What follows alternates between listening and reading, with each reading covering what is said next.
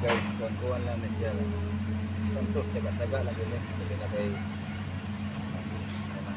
may ba, di ko taga-sura mo na sura ko na pero pag may lupalpak, try lang na try. Kasi dito kung dito unang lang, yun. Kaya man ka ang tamusan. Hindi na kita katawi. Ano lang, after 3 days ano ito na po siyang binuhan.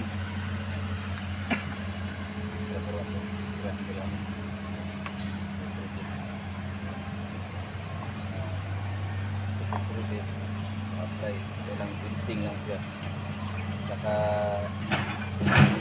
16 liters, saka lang natin siya 165 grams na abulo.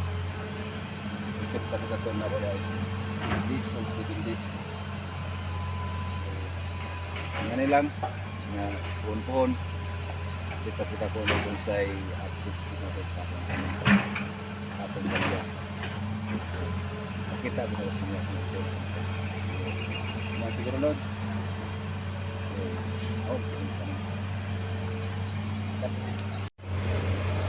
Okay guys, malamputag kanom. Pero namubo na ka kay after ito ako naging sa mubo para makawili na itong bugnaw ang moisture sa ito ang seedling para di siya mamatay. Na hindi nga ito hapon di ito itanong sa garan. Early in the morning or hapon. Kaya dili siya kung sa adlaw. Kaya ganun nga ni mga bagagmay, pabata pa nga punla. Dili siya kung sa init.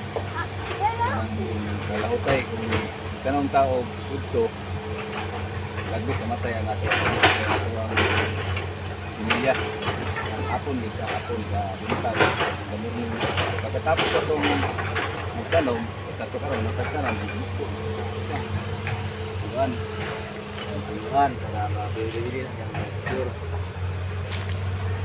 hindi siya mamatay bugnaw siya di siya malaos kapag bintag para guys para compress ang yuta ang gamot yung mga gamot niya roots niya absorb na yung tubig kaya ang plant ang tanom ang ginahanglan yun sa tubig kasi kung sa katanom ang atong yun sa bubuhan pag kuman ang tanom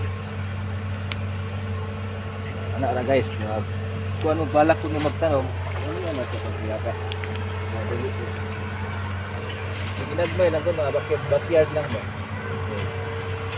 ang tanong ka ginagmay yan, mga gulay-gulay, sigunsang gulay. Maka, kuwan po sa shortage sa pagkaon sa